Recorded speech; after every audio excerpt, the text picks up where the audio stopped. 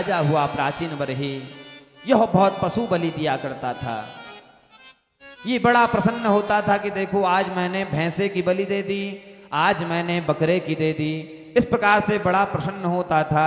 एक दिन नारद जी आए कि देखो राजन, ये बलि देकर के वास्तव में होता कुछ नहीं है। इसको आज ऐसे दिव्य चक्षु प्रदान किए हैं कि देखो ऊपर जिस भैंसे की तुमने बलि दी थी वो भैंस तुम्हें देख कैसे रहा है, वह तुम्हारा इंतजार कर रहा है कि कब तू मेरे पास आएगा और कब मैं तुझे दंड दूंगा। और देखो वो बकरी जिसकी तुमने बलि दी थी वह भी तुम्हारा इंतजार कर रहा है। इस प्रकार से इस कथा से क्या तात्पर्य हुआ कि ये बलि आदि से होता कुछ नहीं है। देखो पूजा होती है तीन प्रकार की, सत्व रज तम। तीन प्रकार के गुणों को धर्मों को धारण कर करते त्रिगुणी सृष्टि भगवान नारायण ने की। इन तीनों में सबसे सर्वोत्तम गुण जो है वह सत्व रूपी है।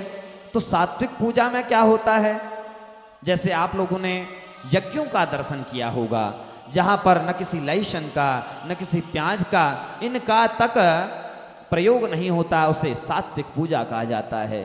और जो हम बलि आदि पूजा करते हैं उसे तामसी पूजा कहा जाता है। और यदि आपको बलि देनी ही है, हम ये नहीं कहते हैं कि शास्त्रों में इसका निषेध है, लिखा गया है बलि देनी चाहिए, परंतु वो उस समय का गुण धर्म है। आज के समय में तो मनुष्य केवल अपनी इच्छा शक्ति को, अपने पुरुषत्व को बढ़ाने के लिए ही बलि का प्रयोग करता है।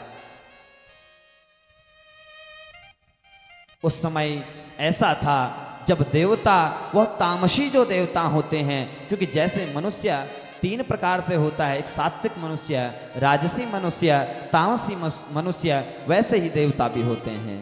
तो वह बलि को लेते अवश्य थे, परंतु वर्तमान में ऐसा कोई गुण धर्म दिखाई नहीं देता है।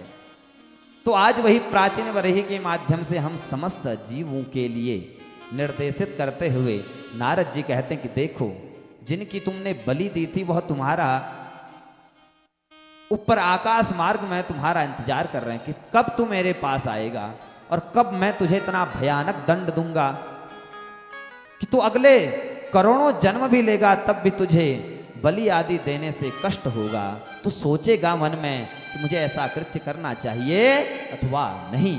इस माध्यम से भगवान नारद ने हमको यह सीख सिखलाई है।